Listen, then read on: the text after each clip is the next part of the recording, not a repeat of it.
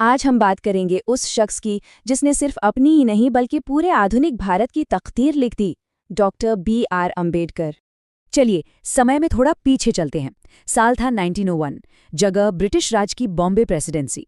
मशहूर railway station पर एक 10 साल का लड़का अपने भाई बहनों के साथ अपने पिता का इंतजार कर रहा था। अब बच्चों को यूं अकेला देखकर स्टेशन मास्टर उनके पास आ गया। बड़े प्यार से मुस्कुराकर उनसे बातें करने लगा। लेकिन फिर उसने एक सवाल पूछा, एक ऐसा सवाल जो उस दौर में किसी की भी दुनिया बदल सकता था। उसने पूछा, तुम लोगों की जाति क्या है? और बस जैसे ही उस बच्चे के मुंह से जवाब निकला महार, स्टेशन मास्टर के चेहरे की सारी मुस्कान हवा हो गई। एक पल में सब कुछ बदल गया। वो उन्हें नजरअंदाज करके सीधे अपने केबिन में वापस चला गया। सोचिए, बस वो एक पल और उस बच्चे के जीवन भर के संघर्ष की कहानी की नींव वहीं पड़ चुकी थी। तो चलिए उनके बचपन में झांकते हैं।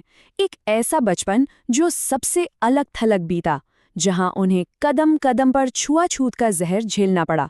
तो डॉक्टर अंबेडकर का जन्म हुआ था महार जाति में। उस समय के समाज में इस जाति को अछूत माना जाता था। ये एक ऐसी सामाजिक व्यवस्था थी जिसमें लोगों के एक पूरे समूह को सिर्फ उनकी जाति की वजह से समाज से बाहर कर दिया जाता था, उन्हें अपवित्र माना जाता था।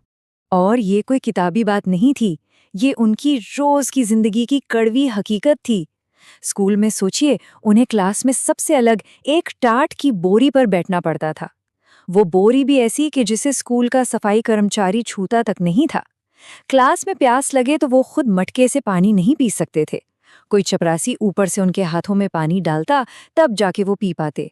और जिस दिन चपरासी नहीं आया, उस दिन प्यासे ही रहो। इतना ही नहीं, नाई हो या धोबी, कोई भी उनके परिवार का काम करने को तैयार नहीं था। इस रोज रोज के अपमान से तंग आकर एक बार तो उन्होंने घर से भागने तक की कोशिश की। खैर, वो कामयाब नहीं हुए। लेकिन उस एक घटना ने सब कुछ बदल दिया। उन्होंने तय कर लिया, उन्होंने ठान लिया कि वो इतनी पढ़ाई करेंगे, इतना बड़ा बनेंगे कि फिर किसी की हिम्मत ना हो उनके साथ भेदभाव करने की। और बस यहीं से उनकी जिंदगी ने एक नया मोड़ ले लिया। तो अब बात करते हैं उनके सबसे बड़े हथियार की, यानी उनकी शिक्षा की, जिसने उन्हें आज़ादी का रास्ता दिखाया।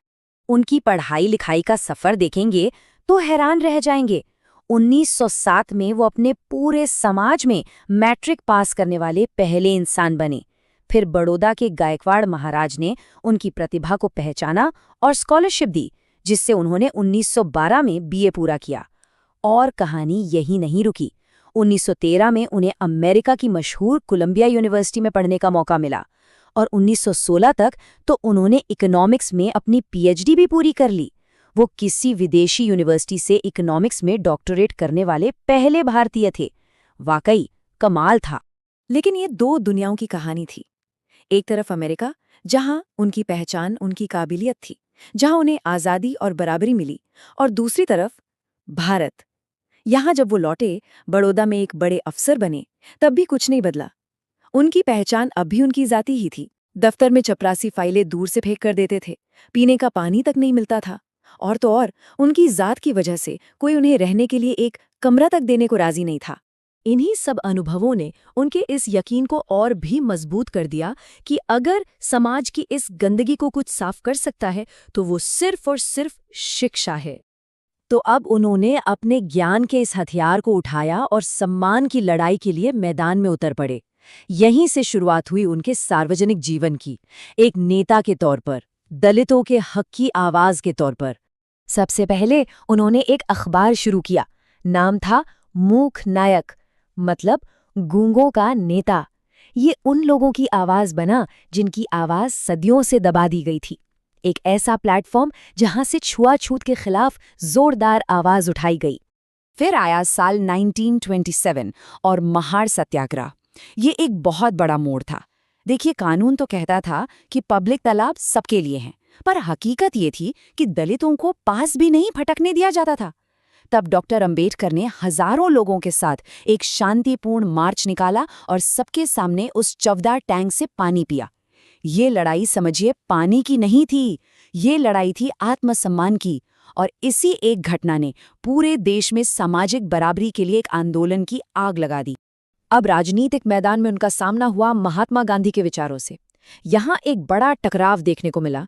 लंदन के राउंड टेबल कॉन्फ्रेंस में अंबेडकर ने दलितों के लिए सेपरेट इलेक्टोरेट यानी अलग चुनावी क्षेत्र की मांग की, ताकि दलित अपने नेता खुद चुन सकें और उनका सही प्रतिनिधित्व हो। लेकिन गांधी जी इस विचार के सख्त खिलाफ थे। उन्हें लगता था कि इससे हिंदू समाज हमेशा के लिए बंट जाएगा। बात इतनी बड़ी कि गांधी जी आमरण अनशन पर बैठ गए और आखिरकार भारी दबाव में डॉक्टर अंबेडकर को पूना पैक्ट साइन करना पड़ा और अपनी मांग वापस लेनी पड़ी।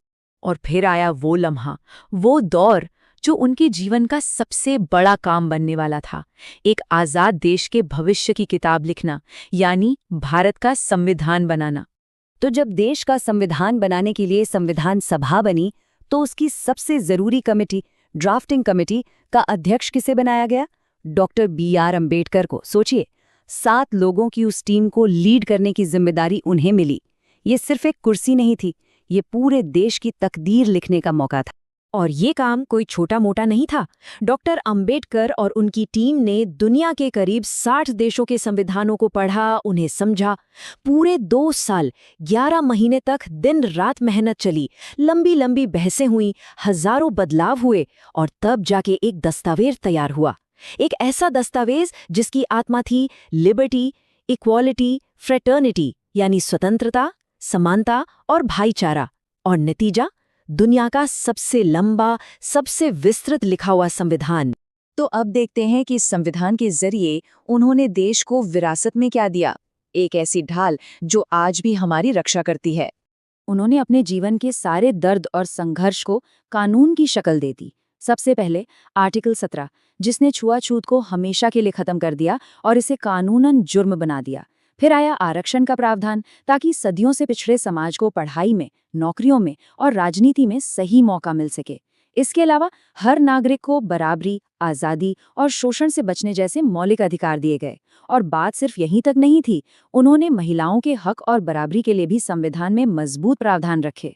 तो देखिए ये सफर, कहाँ एक छोटा सा बच्चा जिसे समाज अछूत कहकर पानी तक नहीं पीने देता था, और कहाँ आज़ाद भारत का पहला कानून मंत्री, और आखिर में एक ऐसी पहचान जो हमेशा के लिए अमर हो गई, भारतीय संविधान के पिता।